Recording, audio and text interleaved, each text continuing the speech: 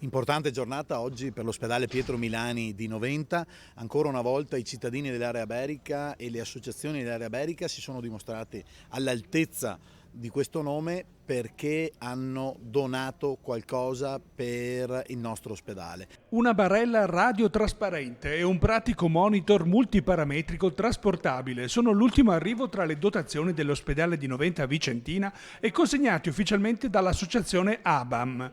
Oggetti preziosi per combattere il coronavirus, acquistati grazie alla raccolta fondi straordinaria che aveva permesso già nella prima fase dell'epidemia di dotare il personale di cospicue quantità di dispositivi di protezione individuale.